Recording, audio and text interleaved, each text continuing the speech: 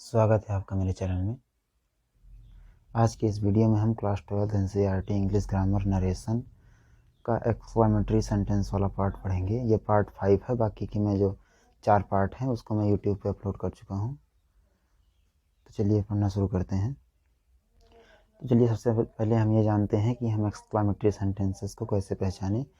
तो जिन वाक्यों में जॉय यानी खुशी, सौरो यानी दुख, सरप्राइज यानी आश्चर्य, एंगर यानी क्रोध, कॉन्टेम्प्ट यानी घृणा, अप्लूज यानी प्रशंसा और ये एक्सक्लेमेटरी मार्क जो नीचे यहाँ दिया गया है यहाँ पर, ये आपको मिले वाक्यों में, तो समझ लीजिए कि ये एक्सक्लेमेटरी सेंटेंस है।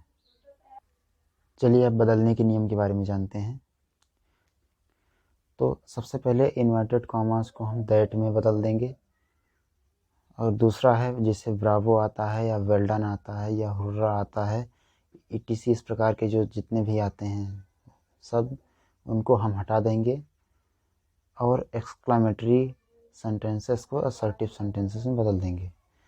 एक्सक्लेमेटरी मार्क जो ऐसे करके जो दिया गया है उसको हम फुल स्टॉप में बदल देंगे, और वाट हाउ के बाद अगर एडजेक्टिव या एडवर्ब आया हो तो हम वाट हाउ को वेरी में बदल देंगे। वाट को या हाउ को हम दोनों को वेरी में बदल देंगे।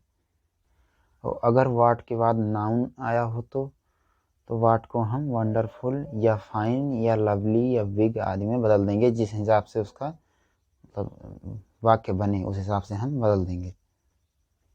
अब चलिए आगे जानते हैं। तो सबसे पहले अगर वाव, हुर्रा, हा, ये जैसे अगर ये सब शब्द आते हैं तो ये शब्द खुशी वाले शब्द हैं, तो इसको हम इन शब्दों को हम एक्सक्लेम्ड विद जॉय में बदल देते हैं। इनमें से अगर कोई भी आता है तो एक्सक्लेम्ड विद जॉय इनमें बदल देते हैं। और अगर वॉट, माई गुड ये सब आते हैं तो ये सरप्राइज जैसे आपको लग रहे हैं ना, तो इनको हम बदल देंगे एक्सक्लेम्ड विद सरप्राइज, इनमें बदल देंगे। अगर वेल डन या ब्रावो जैसे शब्द आते हैं तो ये हमें लग रहे हैं जैसे हम किसी की तारीफ कर रहे हों, तो अगर इन जैसे शब्द आते हैं तो इनको हम बदल देंगे एक्सक्लेम्ड विद एप्लूज में। अगर सॉरी आता है तो सॉरी को हम बदल देंगे एक्सक्लेम्ड विद रिग्रेट। हाँ। अगर पोह या नॉनसेंस जैसे शब्द आते हैं तो इनको हटाकर हम इनकी जगह बदल देंगे एक्सक्लेम्ड विद कॉन्टेम्प्ट, यानी ये देखिए घृणा वाले शब्द हैं तो इनको हम बदल देंगे एक्सक्लेम्ड विद कॉन्टेम्प्ट में। और अगर अलैस या आह जैसे शब्द आते हैं तो हम बदल देंगे एक्सक्लेम्ड विद सॉरो में। ये दुख वाले हैं तो जो दुख होता है उसको हम बदल देते हैं एक्सक्लेम्ड विद सॉरो। अगर हाउ शब्द आता है तो इसको हम बदल देंगे एक्सक्लेम्ड विद सरप्राइज या रिग्रेट में।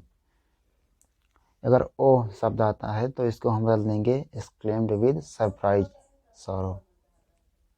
तो बस इतना ही रोल था। अगर हम एक्सक्लेमेटरी डायरेक्ट सेंटेंसेस को इनडायरेक्ट में बदलते हैं तो अब चलिए कुछ एग्जाम्पल देख लेते हैं।